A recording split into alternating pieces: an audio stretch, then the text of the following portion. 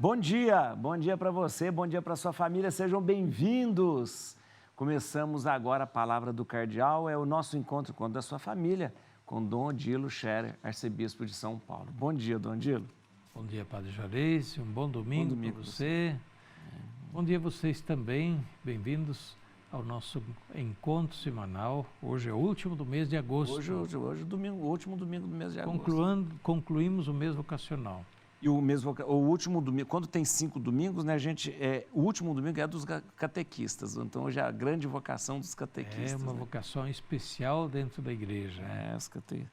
Mas antes, vamos lá percorrer o nosso evangelho com Dom Odilo. Olha que hoje é o 22º domingo do tempo comum. E o evangelho que hoje nós vamos refletir em todas as celebrações é Mateus, capítulo 16, versículo 21 a 27. Se alguém quiser me seguir, renuncie a si mesmo. Então, esse trecho do Evangelho vem logo depois da confissão de Pedro, que nós lemos domingo passado. Evangelho de São Mateus. Domingo passado, né, ouvimos Jesus deu um enorme elogio a Pedro. Né? És Pedro, né? Não foi a carne e o sangue que te revelaram, foi o Pai do céu que te revelou isso. E hoje, no trecho de hoje, Jesus dá uma tremenda repreensão em Pedro. É assim mesmo. Porque depois daquela passagem, justamente, que nós ouvimos domingo passado, Jesus pergunta, quem dizem por aí que eu sou? Aí Jesus toma a direção de Jerusalém. O evangelista diz que Jesus se decidiu a subir a Jerusalém. E subir a Jerusalém, a essas alturas, quando Jesus estava sendo procurado, jurado de morte e tudo mais, era um risco enorme. Sim. E Pedro sabia disso. E os apóstolos sabiam. Jesus vai para Jerusalém para arrumar encrenca. Ali não vai ser fácil. E Pedro, então, quando Jesus diz que vai a Jerusalém, eis que vamos a Jerusalém, o Filho do Homem deve ser entregue. Até Jesus diz, ele deve ser entregue nas mãos dos pecadores, eles o torturarão, eles o condenarão à morte, mas ao terceiro dia ressuscitará. Jesus que fala isso aos apóstolos. E Pedro diz, peraí, não vai ser assim não. Eu não vou deixar. Pedro se põe à frente de Jesus como a dizer, para aí, não continua não. Não é para lá que a gente vai. E Jesus o que diz a Pedro? Sai da minha frente, né? Em outras palavras, sai da minha frente, porque você é para mim ocasião de escândalo. Até Jesus usa uma expressão muito forte, dizendo, sai da minha frente, Satanás. Satanás, a gente aplica ao diabo, mas Satanás é tentador na língua de Jesus. Né? Satanás é tentador, aquele que põe um tropeço. Uma pedra de tropeço. Um tropeço para alguém cair, né? Então, não me põe tropeço no meu caminho. Em outras palavras, é o que Jesus diz a Pedro. Não sejas motivo de tropeço no caminho para Jerusalém. E daí Jesus diz, Pedro, para trás. Vai para trás. É você que tem que me seguir, né? É você que vai me seguir no caminho. E aí Jesus diz, se alguém quer me seguir, não tenha medo. Tome também a sua cruz e me siga. Porque se alguém quer preservar a sua vida, vai perdê-la. Quer dizer, se alguém quer salvar a sua vida, salvar é sempre é uma tradução não bem adequada. Se alguém quer preservar a sua vida, poupar a sua vida, né? Vai perdê-la. Mas se alguém arriscar a sua vida por mim e pelo Evangelho, vai salvá-la, vai ganhá-la. E aí é que Jesus diz a Pedro justamente, tome a sua cruz também, vai, me siga como discípulo. Essa passagem é muito forte, né? É muito forte exatamente porque Jesus primeiro mostra ele o mestre. Né? Diz, Pedro, você é discípulo, vai atrás de mim. Né? Pedro, não me desvie do meu caminho. É o caminho de Jesus, e Jesus reconhece, é o caminho de Deus. Pedro, por medo de morrer, não vai querer me tirar desse caminho, né? E Pedro, sem medo de morrer, vamos, né? Convida Pedro a segui-lo também e os outros também. E Jesus ensina, o caminho da vida cristã é seguir Jesus. E mesmo que isso custe o sacrifício, custe a vida. Por isso que Jesus fala da cruz, tomar a cruz. Então, o seguimento de Jesus pode custar até a cruz, porém sempre com a vista da ressurreição, promessa da ressurreição. O senhor uma vez me falou uma coisa, num programa aqui, quando teve a Assembleia de Aparecida, o senhor falou uma palavra, me marcou para o resto da vida, que o senhor dizia assim: tome atenção à ordem do que o documento de Aparecida fala, discípulo e missionário. Não inverta essa ordem. Eu lembro muito bem que o senhor falou, depois isso serviu para mim. Primeiro eu preciso ser discípulo, e depois missionário. Não inverta, não vai querer ser missionário sem antes ser discípulo. É isso que a igreja recomenda, exatamente.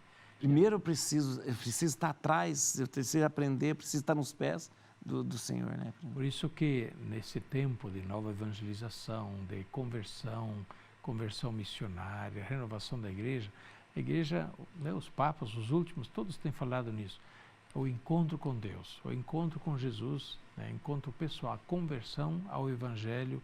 E só quem se converte a Cristo de fato, quem se encontra, é que vai ser missionário.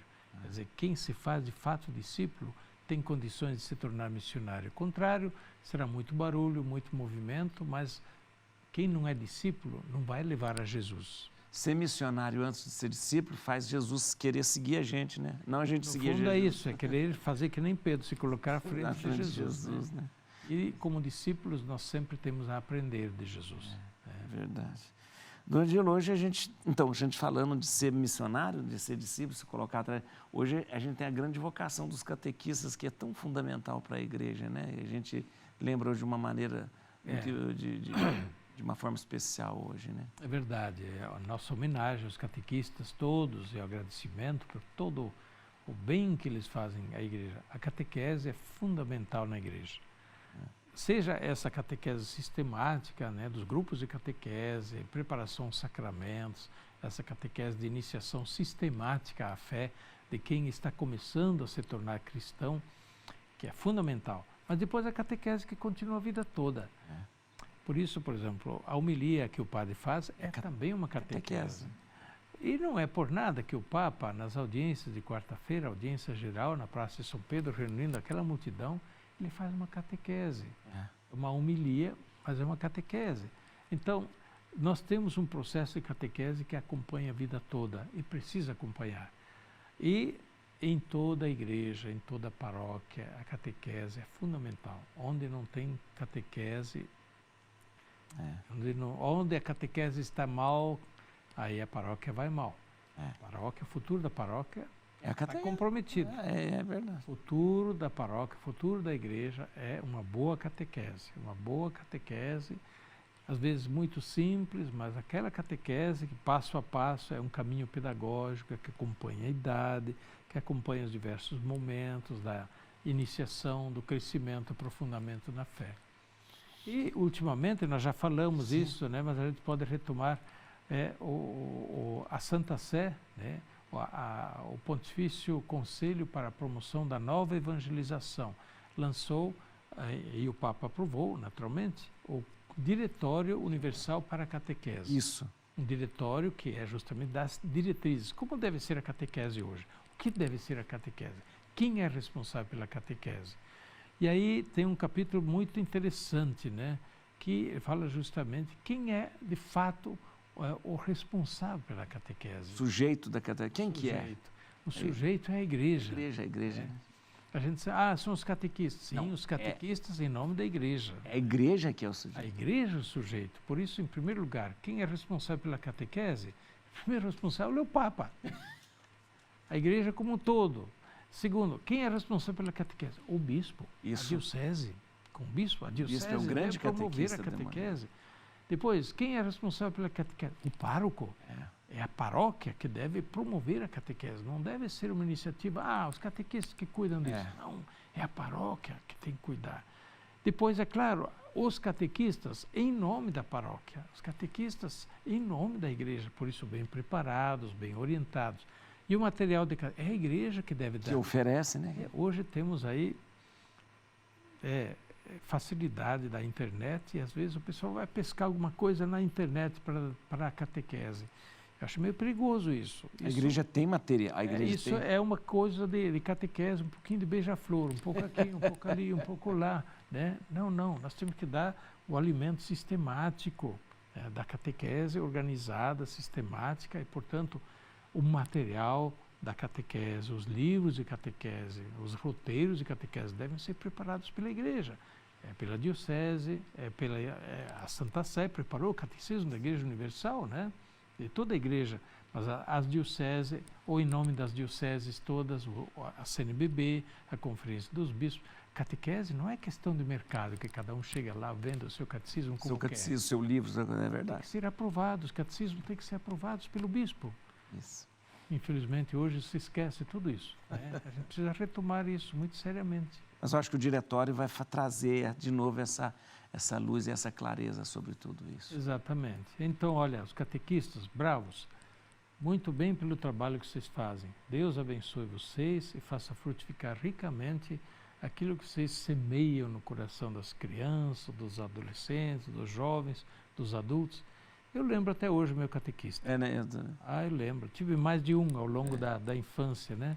Mas me marcaram profundamente, né? E olha, graças a eles, né, a gente levou para a vida uma experiência inicial de fé cristã, da fé da igreja, que foi importante e para o resto da vida, foi a base. Dom Dilo, então dê a bênção para a gente, abençoe os catequistas do Brasil todo também. Então, a todos os catequistas, que Deus os oriente, inspire, conforte, não desanimem, continuem. Lembre que vocês fazem catequese em nome da igreja, é um ministério, um serviço importantíssimo na igreja, que Deus os abençoe. A bênção de Deus Todo-Poderoso, Pai, Filho e Espírito Santo, desça sobre vós e permaneça para sempre. Amém.